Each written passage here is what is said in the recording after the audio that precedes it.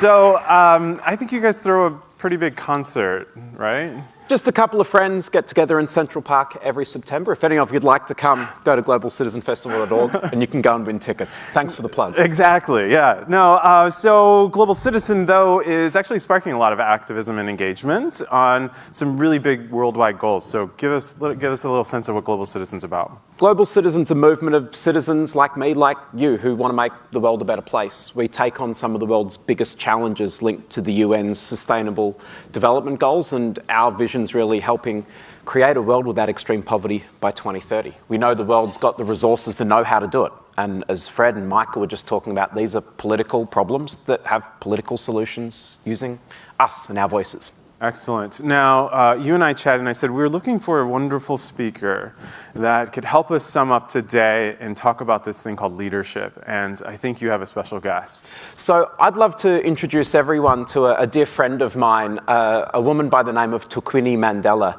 Tukwini is a member of the Mandela family, someone who you guys might know of because of her grandfather, Nelson Mandela, who I think is one of the great moral leaders of our time. So we wanted to take 10 or 15 minutes now just to reflect on the idea of what moral leadership means.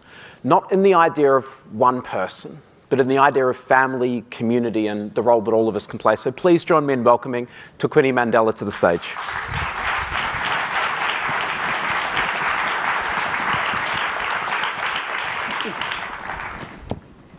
So we wanted to start really by grounding this idea of moral leadership and the role that we can all play in, Tukwini, your story. Mm-hmm. So I'd love just to start, could you introduce yourself a little bit and tell us a little bit about House of Mandela and the work of your family?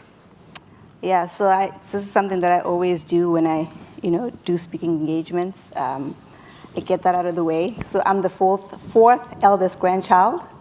From my grandfather's first marriage with my grandmother, Evelyn.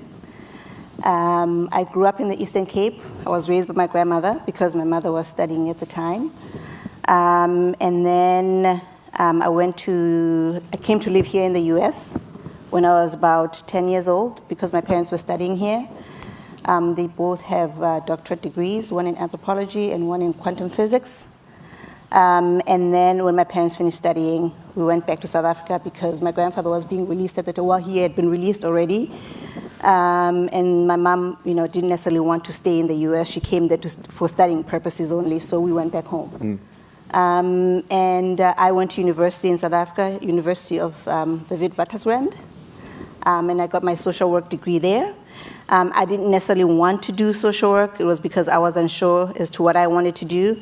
And at that time, there weren't any fashion courses that were offered in universities in South Africa, and I wanted to do fashion because I was passionate about fashion. And my parents said, no, you'll finish your degree, and once you finish your degree, you can go and do whatever you like. So I've lived all over the world, and eventually I came back home about 10 years ago from working in the UK. And at that time, my mom and I had already been talking about what we could possibly do to further the story of our family, because I think everybody knows about the political trajectory of Nelson Mandela, right? Everybody knows his political story, but if you were to ask people, who his parents are, they wouldn't be able to tell you. Everybody seems to think that my grandfather fell from the sky. He's this mythical figure that just, magically appeared. But all of the ideals that my grandfather espouses, he learned from someone and from somewhere. And he had people that guided him throughout his life. And so we wanted to tell that part of the story. And we decided to call the brand the House of Mandela because the house in African custom is where you learn all of your values from. In our culture, people don't ask you who you are, they ask you who your people are because you're formed by those people. If you look, you'll see that we have the bee there. And the bee is actually the literal translation of my grandfather's Xhosa name, Rolihlahla, meaning one who's brave enough to go and fetch the honey from the thorn tree. But colloquially, it means one who's brave enough to challenge the status quo. And challenging the status quo is something that's been passed down from one generation to the other in my family. My grandfather's father, my great-grandfather, was a chief of the Tembus. And he is essentially the person that guided all of our traditional rites within the chieftaincy, and he essentially had no interest in maintaining the status quo in any form whatsoever. He believed in moving with the times. He really believed in democracy in the sense that people had a right to say whatever they wanted to say, provided that it was said in the right environment. One of the most poignant stories in Long Walk to Freedom, if people don't necessarily pay attention to the first about 100 pages of Long Walk to Freedom, and I always encourage them to read that over and over again, because that's where my grandfather talks very strongly about what formed him as a human being. So when my great-grandfather passed away, he was sent to live with relatives. And one of those relatives was Chief Jongintaba, who was the chief of the Tembus. And my grandfather talks about how Chief Jongintaba would essentially sit there when they were having meetings, right? And people would come and they would complain, they would criticize him, some of the people would even swear at him, but not at any point did he ever retaliate. He would sit there stoically, he would listen to what people had to say, and then he would say, I'll go and think about what you said and come back and make a decision. But each and every person was actually allowed to speak their mind and say whatever and voice their own opinions. So this is what formed my grandfather as a human being. His leadership style is something that he learned from his ancestors. So I think that it's important in this day and age where, there's a rise of populism, if you will, that we all learn to listen to each other, even though we may not like what we have to say. I think respect goes a long way. I don't necessarily have to agree with your views, but I don't have to disrespect you either. Thank you, Tukwini. And we hear about this idea of values, of our view of leadership being grounded in who we are and where we come from. And so as a South African woman who is here today in America, but who travels the world and sees it, what do you see as some of the key components of moral leadership that we should be all seeking to embrace in our own lives right now? Look, I think respect is necessary. I think maintaining people's dignity is necessary. My grandfather always used to say that you can disagree with your enemies vehemently, but it doesn't mean that you have to disrespect them. And you may not necessarily agree with what they have to say. And I think listening is a huge part, right? Because in this age of Twitter and Facebook and iPhones, and we don't listen to each other, right? We talk to each other via our phones, or we talk to each other via instant messaging. We don't actually get to have real conversations with each other. And I think that that's something that's really, really important. And just to be present when we have those discussions, right? Because I can have a discussion with you and still be sending a message to somebody else. I'm not really focused on what you have to say. And I'll take something small that might not even be significant in that conversation and blow it up into something that's even bigger than what it is. So I think that it's just a matter of us really listening to each other and really hearing what we have to say, and that, our views are not the panacea for everything, right? So there's many solutions, that can work in terms of building better societies.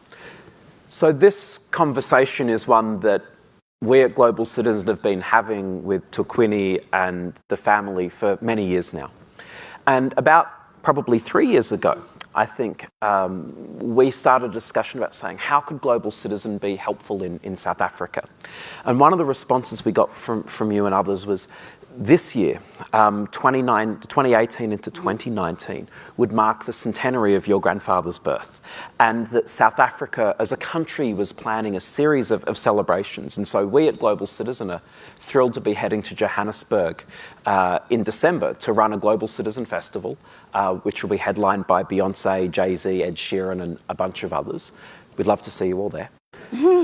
And I wanted to ask you, Tukwini, that you talked about this idea of the importance of listening, of working together, even when people disagree.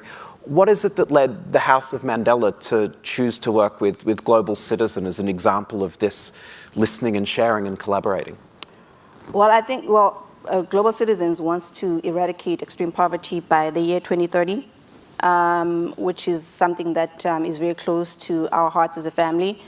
Because my grandfather, throughout his political life, really, really wanted to tackle the issue of poverty. So the province that we come from is the Eastern Cape in South Africa, and it's one of the most poverty-stricken provinces in the country. And my grandfather had always worked very strongly in that area to build schools, to build food security programs, to make sure that people had access to resources. He raised a lot of money for that region itself. He was really passionate about making sure that, my grandfather always used to say that you don't live in a vacuum, right? You live with other people in your community.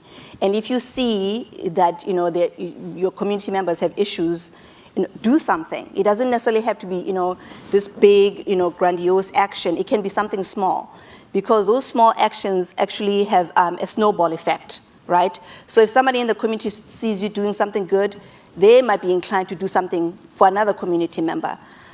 So that was my grandfather's entire mindset, and he instilled that in us as well. So, in the Eastern Cape, he had a farm. So every Christmas holiday, he would actually have a party for the community. I mean, it was a party for the people that lived in Qunu, in our community, but you'd have people bus themselves all the way from, East London and all different areas in South Africa to come to this party, because there, my grandfather provided food.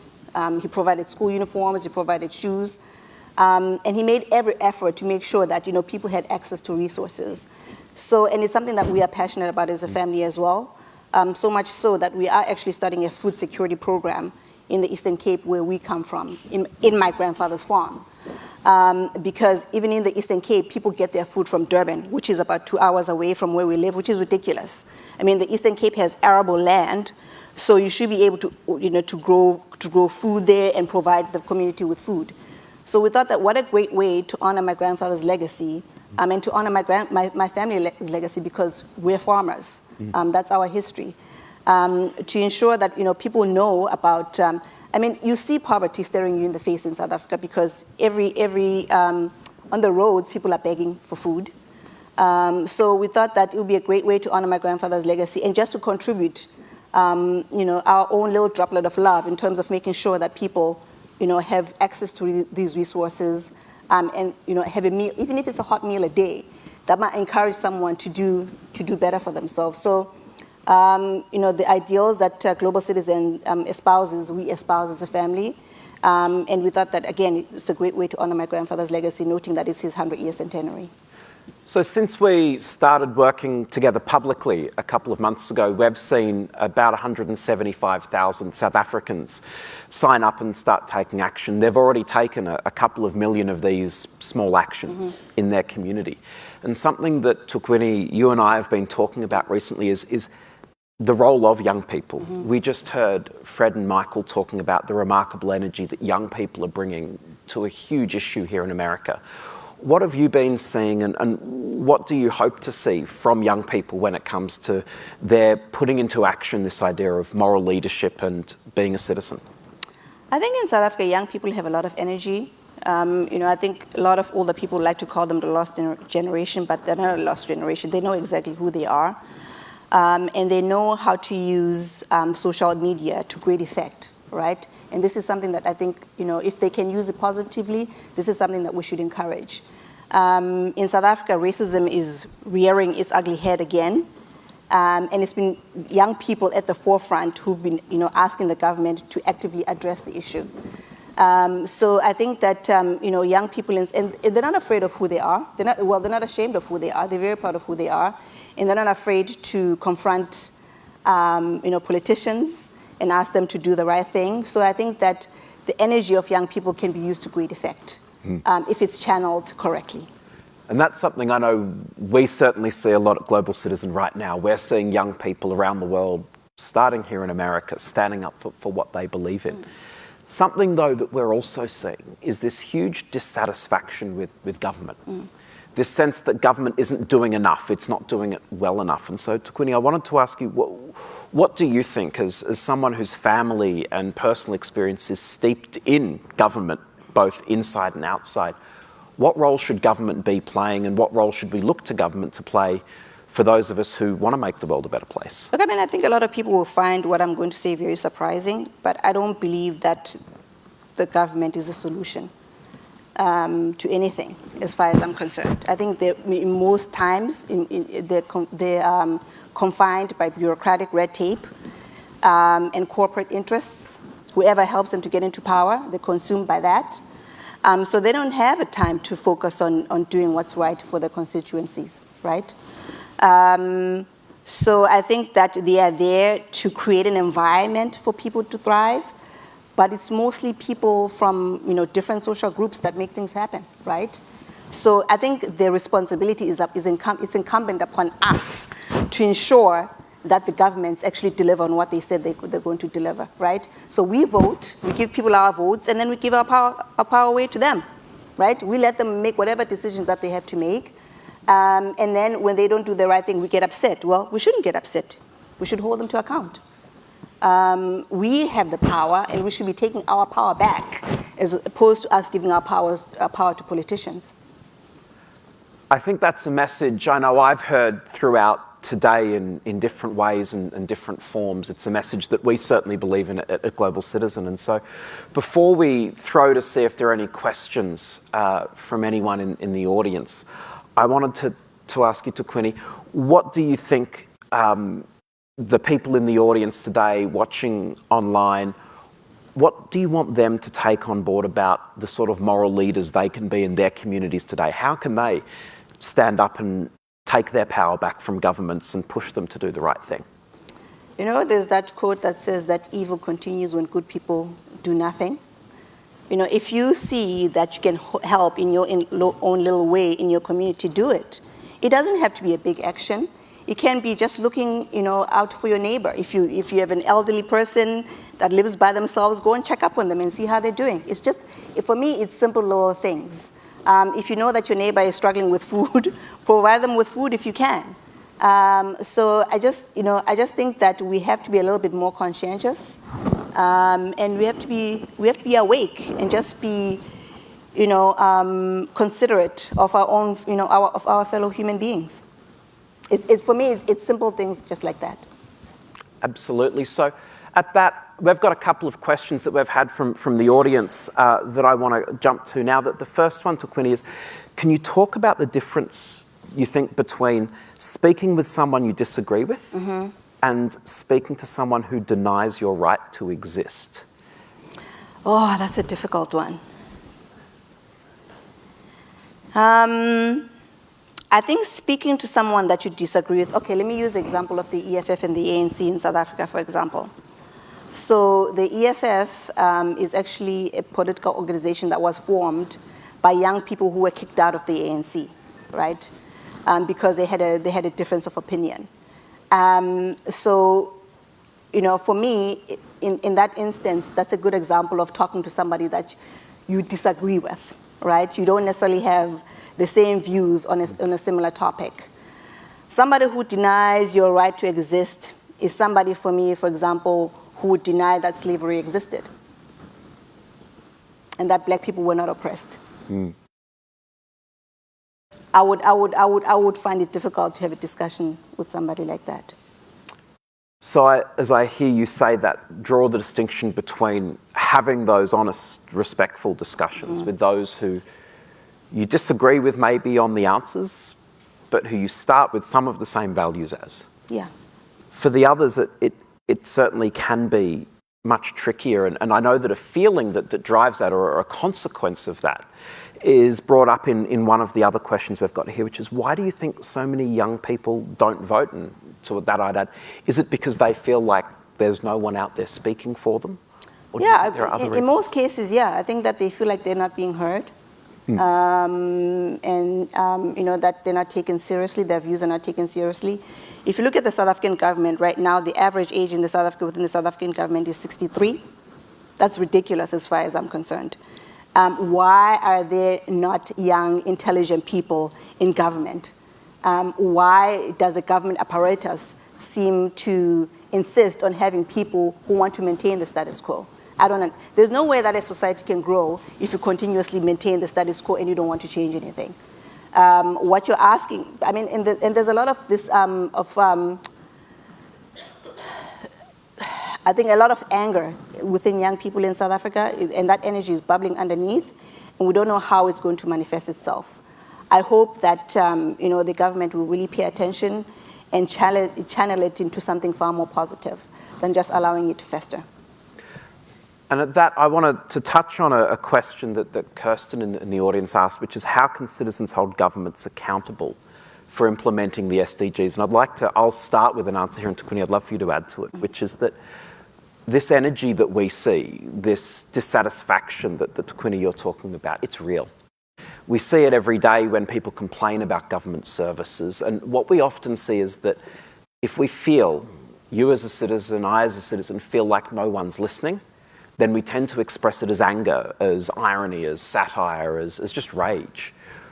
When we, those of us who care about movements, who work in civil society, can help build bridges, can help identify who are the leaders who can be responsive, what are the mechanisms we can create, we see that there can be a big difference. What we've learned at Global Citizen is that most politicians would like to do the right thing. Most of them are absolutely petrified of how the media will respond, how Twitter and social media will respond, and whether or not they're going to lose money or votes. Part of what we need to do is help them build confidence. And I don't want to let them off the hook. But what I do want to do is say, you know what, you'll actually get told thank you for doing the right thing. Yes, there'll be some people out there who say, we still hate you, because there'll always be a few people who say that.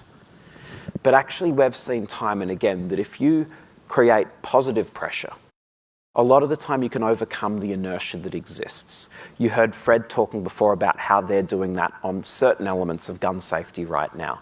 We're working on that right now with a number of parts of the South African government, a number of governments all around the world. At Global Citizen, we've helped unlock about $37 billion worth of commitments. We haven't done that by telling governments or prime ministers or presidents that they were wrong. We've done it by telling them that they could do something right. Now, it's not always going to work, and it's not going to work on every policy issue. But I think there are a lot of issues where actually there's good agreement on what a good policy outcome would be, and there's bureaucratic inertia. We can push on that as a starting point, and we can use that to drive better accountability, better results, better outcomes.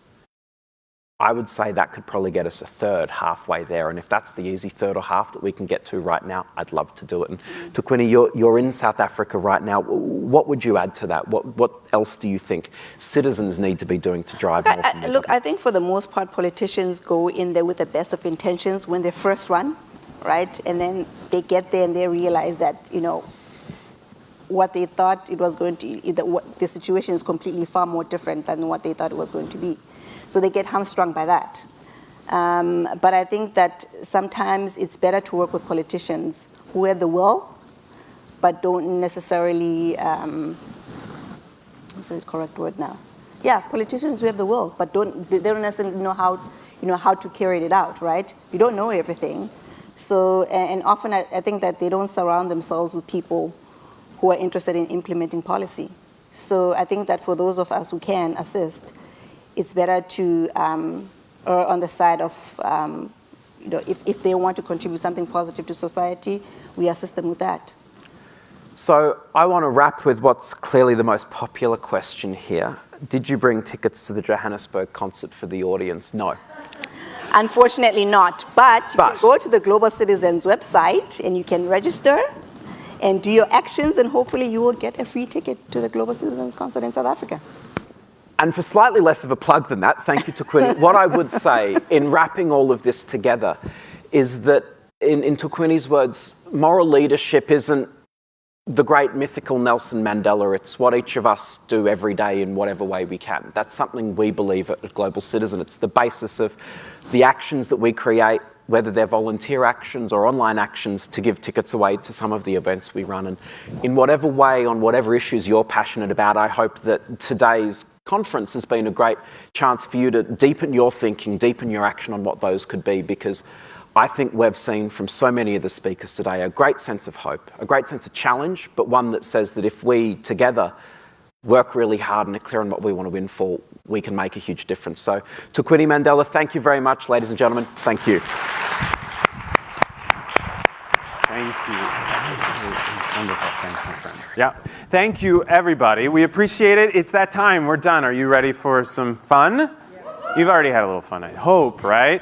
Well, thanks so much for being here. Over the course of the next week, we're going to release all of these videos that you saw today. So if you want to share something with your boss, friend, family member, person you need to have a deep conversation with about a certain topic that was on here, we've got it for you. So thank you for being a part of that. We'll release more research over the course of the next couple months. I appreciate you all, and we'll see you later. Have fun.